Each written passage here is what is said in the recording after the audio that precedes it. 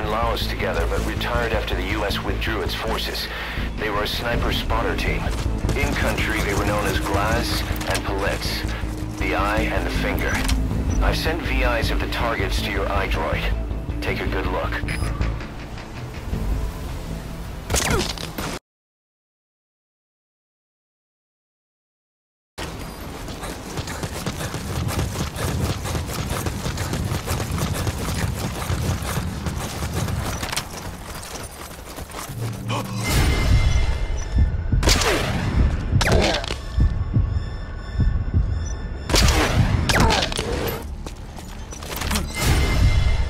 Okay.